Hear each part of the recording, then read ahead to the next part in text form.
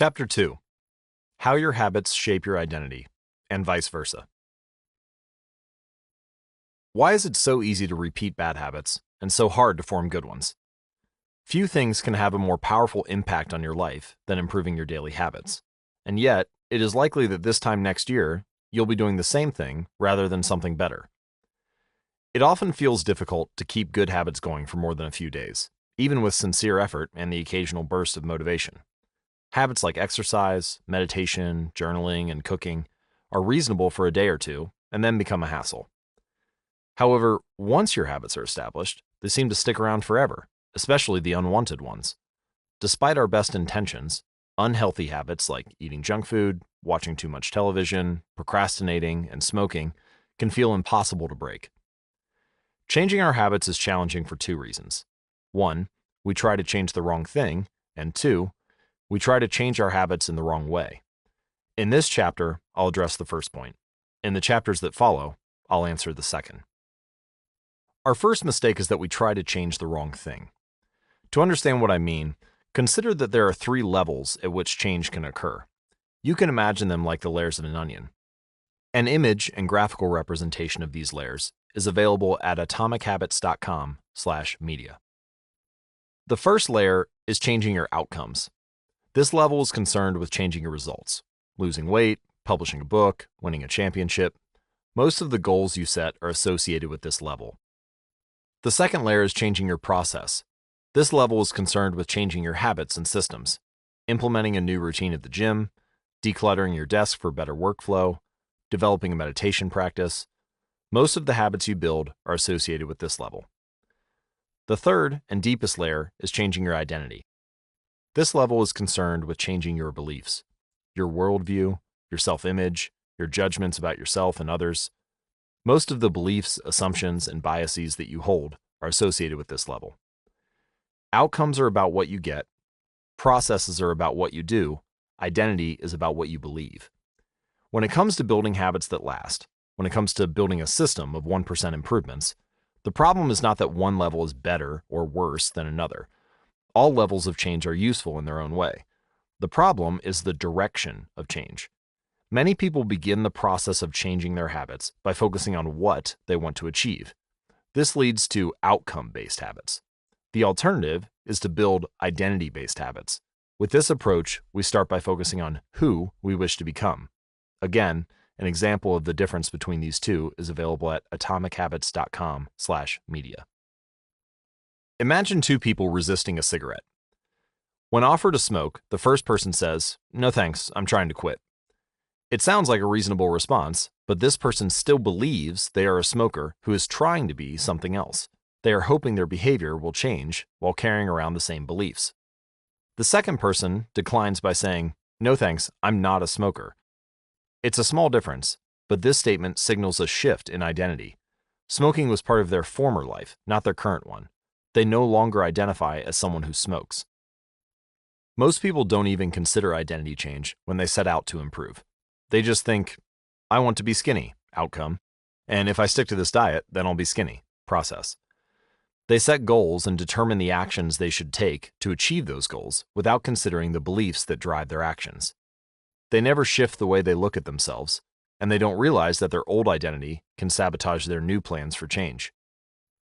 Behind every system of actions are a system of beliefs.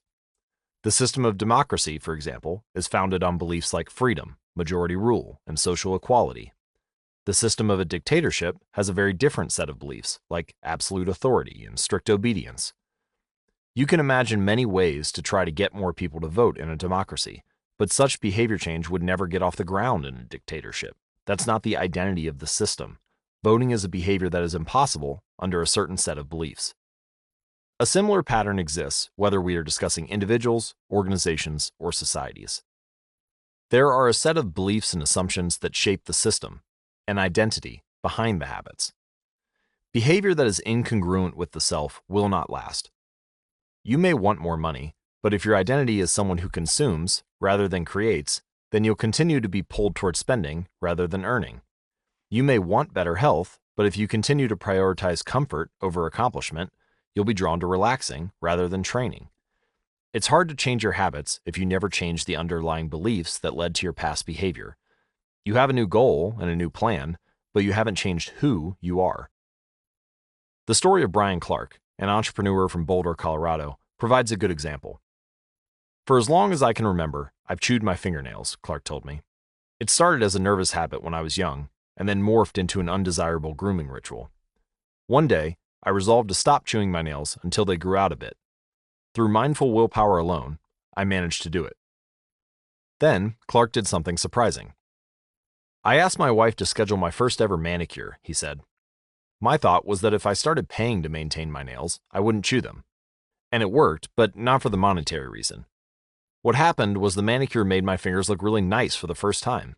The manicurist even said that, other than the chewing, I had really healthy, attractive nails.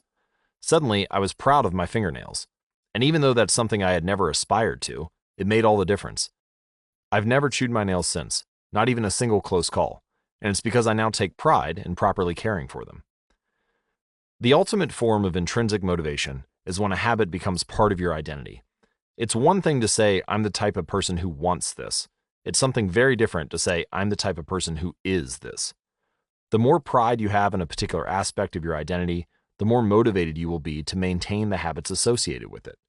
If you're proud of how your hair looks, you'll develop all sorts of habits to care for and maintain it. If you're proud of the size of your biceps, you'll make sure you never skip an upper body workout. If you're proud of the scarves you knit, you'll be more likely to spend hours knitting each week. Once your pride gets involved, you'll fight tooth and nail to maintain your habits. True behavior change is identity change. You might start a habit because of motivation, but the only reason you'll stick with one is that it becomes part of your identity. Anyone can convince themselves to visit the gym or eat healthy once or twice, but if you don't shift the belief behind the behavior, then it is hard to stick with the long-term changes. Improvements are only temporary until they become part of who you are. The goal is not to read a book. The goal is to become a reader. The goal is not to run a marathon. The goal is to become a runner. The goal is not to learn an instrument. The goal is to become a musician. Your behaviors are usually a reflection of your identity. What you do is an indication of the type of person you believe you are, either consciously or non-consciously. Research has shown that once a person believes in a particular aspect of their identity, they are more likely to act in alignment with that belief. For example, people who identified as being a voter were more likely to vote than those who simply claimed that voting was an action they wanted to perform. Similarly, the person who incorporates exercise into their identity doesn't have to convince themselves to train. Doing the right thing is easy. After all, when your behavior and your identity are fully aligned, you are no longer pursuing behavior change. You are simply acting like the type of person you already believe yourself to be. Like all aspects of habit formation, this, too, is a double-edged sword. When working for you, identity change can be a powerful force for self-improvement. When working against you, though, identity change can be a curse. Once you have adopted an identity, it can be easy to let your allegiance to it impact your ability to change. Many people walk through life in a cognitive slumber, blindly following the norms attached to their identity. This includes beliefs like, I'm terrible with directions. I'm not a morning person. I'm bad at remembering people's names. I'm always late. I'm not good with technology. I'm horrible at math. And 1,000 other variations. When you have repeated a story to yourself for years, it is easy to slide into these mental grooves and accept them as a fact. In time, you begin to resist certain actions because that's not who I am. There's internal pressure to maintain your self-image and behave in a way that is consistent with your beliefs. You find whatever way you can to avoid contradicting yourself. The more deeply a thought or action is tied to your identity, the more difficult it is to change. It can feel comfortable to believe what your culture believes, group identity, or to do what upholds your self-image, personal identity, even if it's wrong. The biggest barrier to positive change at any level, individual, team, society, is identity conflict. Good habits can make rational sense, but if they conflict with your identity, you will fail to put them into action. On any given day, you may struggle with your habits because you're too busy or too tired or too overwhelmed or hundreds of other reasons. Over the long run, however, the real reason you fail to stick with habits is that your self-image gets in the way. This is why you can't get too attached to one version of your identity. Progress requires unlearning. Becoming the best version of yourself requires you to continuously edit your beliefs and to upgrade and expand your identity. This brings us to an important question. If your beliefs and worldview play such an important role in your behavior, where do they come from in the first place? How, exactly, is your identity formed? And how can you emphasize new aspects of your identity that serve you and gradually erase the pieces that hinder you? The two-step process to changing your identity. Your identity emerges out of your habits. You are not born with preset beliefs. Every belief, including those about yourself, is learned and conditioned through experience. Certainly, there are some aspects of your identity that tend to remain unchanged over time, like identifying as someone who is tall or short. But even for more fixed qualities and characteristics, whether you view them in a positive or negative light is determined by your experiences throughout life. To put it more precisely, your habits are how you embody your identity. When you make your bed each day, you embody the identity of an organized person. When you write each day, you embody the identity of a creative person. When you train each day, you embody the identity of an athletic person. The more you repeat a behavior, the more you reinforce the identity associated with that behavior. In fact, the word identity was originally derived from the Latin words essentias, which means being, and identidem, which means repeatedly. Your identity is literally your repeated beingness. Whatever your identity is right now, you only believe it because you have proof of it. If you go to church every Sunday for 20 years, you have evidence that you are religious. If you study biology for 1 hour every night, you have evidence that you are studious. If you go to the gym, even when it's snowing, you have evidence that you are committed to fitness. The more evidence you have for a belief, the more strongly you will believe in it. For most of my early life, I didn't consider myself a writer. If you were to ask any of my high school teachers or college professors, they would tell you I was an average writer at best, certainly not a standout. When I began my writing career, I published a new article every Monday and Thursday for the first few years. As the evidence grew, so did my identity as a writer. I didn't start out as a writer, I became one through my habits. Of course, your habits are not the only actions that influence your identity, but by virtue of their frequency, they are usually the most important ones.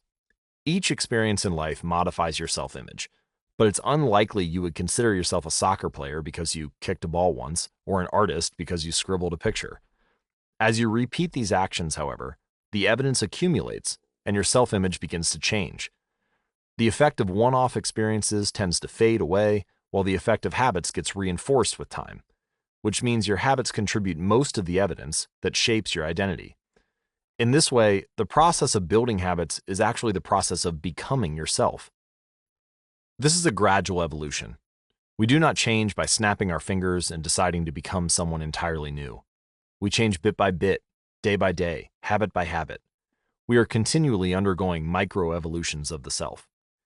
Each habit is like a suggestion. Hey, maybe this is who I am. If you finish a book, then perhaps you are the type of person who likes reading. If you go to the gym, then perhaps you are the type of person who likes exercise. If you practice playing the guitar, perhaps you are the type of person who likes music. Every action you take is a vote for the type of person you wish to become. No single instance will transform your beliefs, but as the votes build up, so does the evidence of your new identity. This is one reason why meaningful change does not require radical change. Small habits can make a meaningful difference by providing evidence of a new identity. And if a change is meaningful, it actually is big. That's the paradox of making small improvements. Putting this all together, you can see that habits are the path to changing your identity. The most practical way to change who you are is to change what you do. Each time you write a page, you are a writer. Each time you practice the violin, you are a musician. Each time you start a workout, you are an athlete. Each time you encourage your employees, you are a leader. Each habit not only gets results, but also teaches you something far more important, to trust yourself. You start to believe you can actually accomplish these things. When the votes mount up and the evidence begins to change, the story you tell yourself begins to change as well. Of course, it works the opposite way too. Every time you choose to perform a bad habit, it's a vote for that identity. The good news is, you don't need to be perfect. In any election, there are going to be votes for both sides. You don't need a unanimous vote to win the election. You just need a majority. It doesn't matter if you cast a few votes for a bad behavior or an unproductive habit. Your goal is simply to win the majority of the time. New identities require new evidence. If you keep casting the same votes you've always cast, you're going to keep getting the same results you've always had. If nothing changes, nothing is going to change. It is a simple two-step process. 1. Decide the type of person you want to be. 2. Prove it to yourself with small wins. First, decide who you want to be. This holds at any level, as an individual, as a team, as a community, as a nation. What do you want to stand for? What are your principles and values? Who do you wish to become? These are big questions, and many people aren't sure where to begin. But they do know what kind of results they want. To get six-pack abs, or to feel less anxious, or to double their salary. That's fine. Start there and work backward from the results you want to the type of person who could get those results. Ask yourself, who is the type of person that could get the outcome I want? Who is the type of person that could lose 40 pounds? Who is the type of person that could learn a new language? Who is the type of person that could run a successful startup? For example, who is the type of person who could write a book? Well, it's probably someone who is consistent and reliable. So now your focus shifts from writing a book, outcome-based, to being the type of person who is consistent and reliable, identity-based.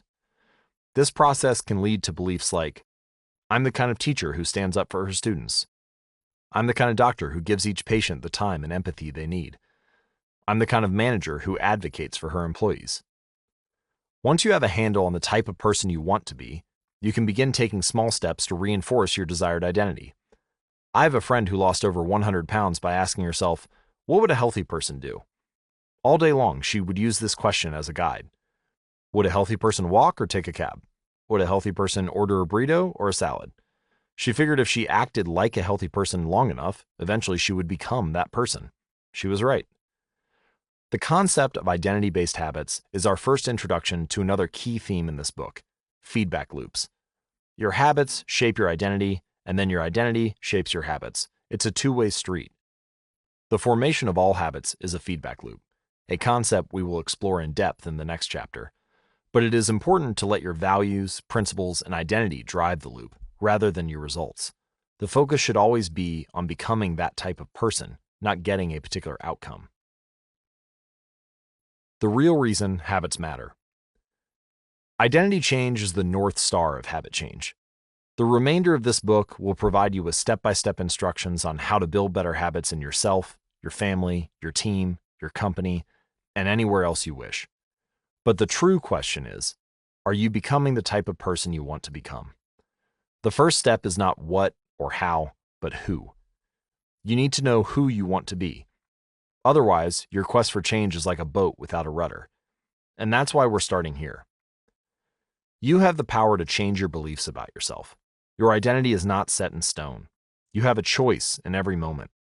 You can choose the identity you want to reinforce today with the habits you choose today. And this brings us to the deeper purpose of this book and the real reason habits matter. Building better habits isn't about littering your day with life hacks. It's not about flossing one tooth each night or taking a cold shower each morning or wearing the same outfit each day. It's not about achieving external measures of success like earning more money, losing weight, or reducing stress. Certainly, habits can help you achieve all of these things. But fundamentally, they're not about having something. They're about becoming someone. Ultimately, your habits matter because they help you become the type of person you wish to be. They are the channel through which you develop your deepest beliefs about yourself. Quite literally, you become your habits. Chapter summary. There are 3 levels of change: outcome change, process change, and identity change. The most effective way to change your habits is to focus not on what you want to achieve, but on who you wish to become. Your identity emerges out of your habits. Every action is a vote for the type of person you wish to become. Becoming the best version of yourself requires you to continuously edit your beliefs and to upgrade and expand your identity. The real reason habits matter is not because they can get you better results, although they can do that, but because they can change your beliefs about yourself.